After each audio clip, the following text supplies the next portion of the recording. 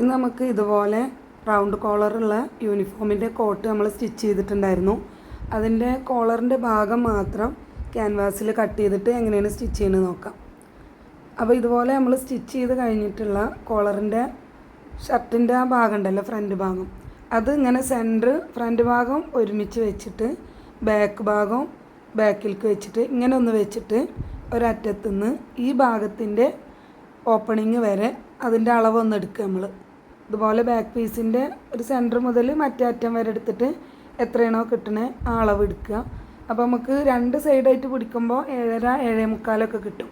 അപ്പോൾ നമ്മൾ എന്ത് ചെയ്യുക, ക്യാൻവാസ് മടക്കിയിട്ട് ആ 7.25 കറക്റ്റ് മാർക്ക് ചെയ്തിട്ട് ഒരു 1.25 ഇഞ്ച് വീതിയിൽ ജസ്റ്റ് ഇതങ്ങനെ ഒരു നീളത്തിലെടുക്കുക. എത്രയാണോ അളവ് കിട്ടിയത് ആ അളവും 1.25 ഇഞ്ച് വീതിയിൽ ഇത് ജസ്റ്റ് ആ അറ്റത്തൊന്നും ഇങ്ങനെ കർവ് ചെയ്ത് കൊടുക്കുക. ഓപ്പണിങ്ങിൻ്റെ ഭാഗത്ത് ഒന്നും കർവ് ചെയ്ത് കൊടുക്കുക. ഇങ്ങനെ കട്ട് ചെയ്തെടുത്ത ഈ ക്യാൻവാസിൻ്റെ പീസ് നമുക്ക് എന്ത് ചെയ്യാം, നമ്മളെ യൂണിഫോമിൻ്റെ ക്ലോത്തിൻ്റെ അതിനേക്കാളും 1/2 ഇഞ്ച് അതിൻ്റെ എല്ലാ ഭാഗത്തും കവർ ചെയ്ത് നിൽക്കുന്ന രീതിയിൽ നമുക്കൊന്ന് അയൺ ചെയ്തെടുക്കാം. അപ്പോൾ ഒരു ക്ലോത്തിൽ ക്യാൻവാസ് നമുക്ക് അയൺ ചെയ്തെടുക്കാം. അപ്പോൾ 1/2 ഇഞ്ചോളം എല്ലാ ഭാഗത്തും കവർ ചെയ്ത് നിൽക്കുന്ന രീതിയിൽ അതുപോലെ വേറൊരു ക്ലോത്ത് കൊടുക്കാം. എന്നിട്ട് ശേഷം അതിൻ്റെ സ്ട്രെയിറ്റ് ആയിട്ട് നിൽക്കുന്ന ഭാഗം ഉണ്ടല്ലോ, ആ ഭാഗം നമുക്ക് എന്ത് ചെയ്യാം, ഒന്ന് ജസ്റ്റ് ഈ ക്യാൻവാസിൽ വെച്ചിട്ട് ഒരറ്റം മുതൽ മറ്റേ അറ്റം വരെ ഇങ്ങനെ ഒന്ന് സ്റ്റിച്ച് ചെയ്തെടുക്കാം. അതിൻ്റെ ശേഷം ക്യാൻവാസിൻ്റെ ഭാഗം മുകളിലേക്ക് കാണുന്ന രീതിയിൽ മറ്റേ ക്ലോത്തിൻ്റെ മുകളിൽ നമ്മൾ ഈ സ്റ്റിച്ച് ചെയ്ത ഭാഗം ഒന്ന് വെച്ച് കൊടുക്കാം. അപ്പോൾ അങ്ങനെ വെച്ച് കൊടുക്കുമ്പോൾ സ്ട്രെയിറ്റ് ആയിട്ടുള്ള ഭാഗം നമ്മൾ മടക്കി അടിച്ചിട്ടുണ്ടല്ലോ, ആ ഭാഗത്തിൻ്റെ പുറത്തേക്ക് 1/2 ഇഞ്ച് അതിനേക്കാളും കവിഞ്ഞ് നിൽക്കുന്ന രീതിയിൽ വേണം വെക്കാൻ വേണ്ടിയിട്ട്. എന്നിട്ട് നമുക്കിതാ ഇതുപോലെ മറ്റേ ക്ലോത്തിൻ്റെ മുകളിൽ രണ്ട് ക്ലോത്തിൻ്റെയും നല്ല ഭാഗങ്ങൾ തമ്മിൽ ജോയിൻ്റ് ചെയ്ത് വെച്ചിട്ട് ഇങ്ങനെ ഈ അറ്റം മുതൽ സ്റ്റിച്ച് ചെയ്ത് തുടങ്ങാം. ക്യാൻവാസിൻ്റെ തൊട്ടരികത്ത് കൂടെ ക്യാൻവാസിൽ കയറാതെ സ്റ്റിച്ച് ചെയ്തിട്ടെടുക്കാം. അപ്പോൾ ഇതുപോലെ നമുക്ക് സ്റ്റിച്ച് ചെയ്ത് കഴിഞ്ഞാൽ ഇതങ്ങനെ ഒരു പോക്കറ്റ് പോലെ കിട്ടും. ക്യാൻവാസിൻ്റെ നമ്മൾ ഒരു സ്ട്രെയിറ്റ് ആയ ഭാഗത്ത് അടിച്ചിട്ടുണ്ടല്ലോ, ഇതാ ഈ ഭാഗത്തിൻ്റെ മുകളിലേക്ക് മറ്റേ ക്ലോത്ത് കുറച്ച് 1/2 ഇഞ്ചോളം പുറത്തേക്ക് നിൽക്കുന്നുണ്ടാവും. ആ ഭാഗമാണ് നമുക്ക് കോളറിൻ്റെ ഷർട്ടിൻ്റെ കോട്ടിൻ്റെ ഭാഗത്ത് വെച്ച് സ്റ്റിച്ച് ചെയ്തെടുക്കാനുള്ളത്. ഷർട്ടാണെങ്കിലും കോളറാണെങ്കിലും ഇങ്ങനെ നമ്മൾ ക്യാൻവാസിൽ ഒട്ടിച്ചെടുക്കുന്ന ഭാഗമാണ് നമുക്ക് അതിൽ അറ്റാച്ച് ചെയ്തെടുക്കേണ്ടത്. അപ്പോൾ അതിന് വേണ്ടിയിട്ട് നമുക്ക് ചെറിയൊരു കട്ട് കൊടുത്തിട്ട് അതങ്ങോട്ട് മറിച്ചെടുക്കാം. 4 ഭാഗത്തും ക്യാൻവാസ് കഴിഞ്ഞിട്ട് നിൽക്കുന്ന ഭാഗം ഉണ്ടല്ലോ, ആ ഭാഗത്തൊക്കെ ഒരു ചെറിയ കട്ട് കൊടുക്കുക. എന്നിട്ട് ഈ ക്ലോത്ത് നമുക്കൊന്ന് മറിച്ചിടുക. അതിൻ്റെ ശേഷം ഇത് നന്നായിട്ടൊന്ന് അയൺ ചെയ്തെടുക്കുക.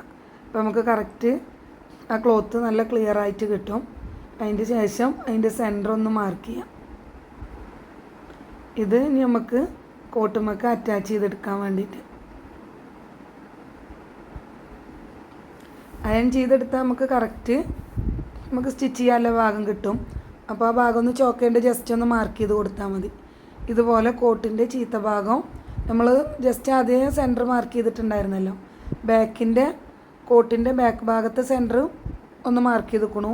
നമ്മൾ ക്യാൻവാസിൻ്റെ ഭാഗം മാർക്ക് ചെയ്തു. അത് നമ്മൾ ആ ഒരറ്റം രണ്ടിൻ്റെയും സെൻറ്ററും ഒരുപോലെ വെച്ചിട്ട് ഒരറ്റം മുതൽ മറ്റേ അറ്റം വരെ സ്റ്റിച്ച് ചെയ്തെടുക്കുക. സ്റ്റിച്ച് ചെയ്ത് കഴിയുമ്പോൾ ഇങ്ങനെ ആയിരിക്കും ഉണ്ടാകുക. ചീത്ത ഭാഗത്ത് വെച്ചിട്ടാണ് നമ്മൾ സ്റ്റിച്ച് ചെയ്തെടുത്തിട്ടുള്ളത്. ഇനി നമുക്കിത് എന്ത് ചെയ്യണം, ഇത് കവർ ചെയ്തിട്ട് സ്റ്റിച്ച് ചെയ്തെടുക്കണം. നമുക്ക് സ്റ്റിച്ച് ചെയ്യാൻ വേണ്ടിയിട്ടുള്ള ഒരു 1/2 ഇഞ്ച് നമ്മൾ ആദ്യം തന്നെ സ്റ്റിച്ച് ചെയ്ത ടൈമിൽ ഒഴിച്ചിട്ടിട്ടുണ്ടായിരുന്നു, ഈ റൗണ്ട് കോളർ നെക്ക് സ്റ്റിച്ച് ചെയ്ത ടൈമിൽ. അപ്പോൾ അതിൽ ക്യാൻവാസ് വെക്കുന്ന ഭാഗം ക്ലിയർ ആയിട്ടുണ്ടായിരുന്നില്ല. ഇതുപോലെ ക്ലോസ് ചെയ്തിട്ട് ഈ അറ്റം മുതൽ തന്നെ മറ്റേ അറ്റം വരെ ഇതുപോലെ അതിൻ്റെ മുകളിൽ കൂടെ സ്റ്റിച്ച് കൊടുക്കുക.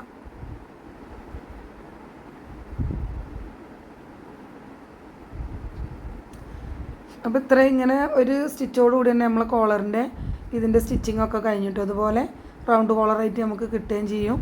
പിന്നെ അതിൻ്റെ ശേഷം നമുക്ക് ബട്ടൺ വെക്കാനുള്ള മാർക്കിങ് വെച്ചിട്ട് നമ്മൾ വെക്കുകയാണെങ്കിൽ അങ്ങനെ വെക്കാതെ, അല്ലെങ്കിൽ നമ്മൾ ബട്ടൺ വെക്കാൻ പോയിൻ്റ് ചെയ്തിട്ട് കൊടുക്കുകയാണ് ചെയ്യുക.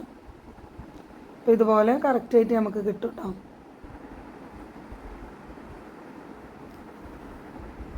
ബട്ടൺ വെക്കാൻ വേണ്ടിയിട്ട് നമുക്ക് ഒരു 4.5 ഇഞ്ച് ഗ്യാപ്പിൽ ഓരോ പോയിൻറ്റും ഇട്ട് കൊടുക്കുക. 4 ബട്ടൺ വെക്കാണ്ടതിൽ അടിഭാഗത്തുനിന്ന് ഒരു 4 ഇഞ്ച് ആദ്യം മാർക്ക് ചെയ്തിട്ട് ബാലൻസ് മുകളിലേക്ക് എത്രയാണോ വരുന്നത് അതിനെ അങ്ങ് ഡിവൈഡ് ചെയ്തിട്ട് 4 ആക്കിയാൽ മതി. അപ്പോൾ ഏകദേശം ഇതിൻ്റെ ലെങ്ത്തിൽ ഒരു 4 ഇഞ്ച് ഗ്യാപ്പ് വരുന്നുണ്ട്. അതിൽ ബട്ടൺ വെക്കാൻ നമ്മൾ കൊടുത്തു, ബട്ടണും ഹോളും കൂടി. പിന്നെ ഇതിൽ നമുക്കൊരു പോക്കറ്റും കൂടി വെക്കാനുണ്ട്. പോക്കറ്റ് വെക്കാൻ വേണ്ടിയിട്ട് നമ്മൾ ടെക്ക് ഇട്ടതിൻ്റെ തൊട്ട് താഴെ 1/2 ഇഞ്ച് ഒഴിവാക്കിയിട്ട് നമുക്ക് പോക്കറ്റ് വെക്കാം. അതിന് 6 ഇഞ്ച് വീതി 6 ഇഞ്ച് നീളമുള്ള ഒരു ക്ലോത്താണ് നമ്മൾ എടുത്തിട്ടുള്ളത്. അതിൻ്റെ സെൻറ്റർ മാർക്ക് ചെയ്തിട്ട് ഏതെങ്കിലും ഒരു ഭാഗത്തെ സെൻറ്റർ മാർക്ക് ചെയ്തിട്ട് 2 സൈഡും ഒരു 1/2 ഇഞ്ച് കൂടി മാർക്ക് ചെയ്ത് ഒരു ജസ്റ്റ് വി ഷേപ്പിൽ ഒരു ലോങ് സ്റ്റിച്ച് ചെയ്തിട്ടെടുക്കാം. ഈ സ്റ്റിച്ച് നമുക്ക് അഴിച്ച് കളയാനുള്ളതാണ് കേട്ടോ. ഇത് ഇന്നർ പോക്കറ്റ് അല്ല, ജസ്റ്റ് പുറത്ത് കാണുന്ന രീതിയിലുള്ള ഒരു പോക്കറ്റാണ്.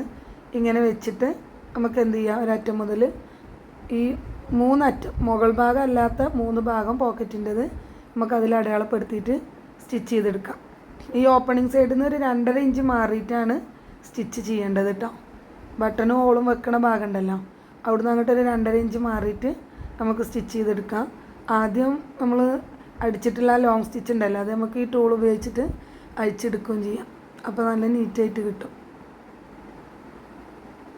ഈ തേര് ഭാഗം വേണ്ടെങ്കിൽ അത് കട്ട് ചെയ്തിട്ട് അല്ലാത്ത ഭാഗം തന്നെ നമുക്ക് വെക്കാം കേട്ടോ. അത് ക്ലോത്ത് ഉള്ളതുകൊണ്ട് അഡ്ജസ്റ്റ് ചെയ്തതാണ്. അപ്പോൾ ഇത്രയാണ് ഇതിൻ്റെ സ്റ്റിച്ചിങ് വരുന്നത്.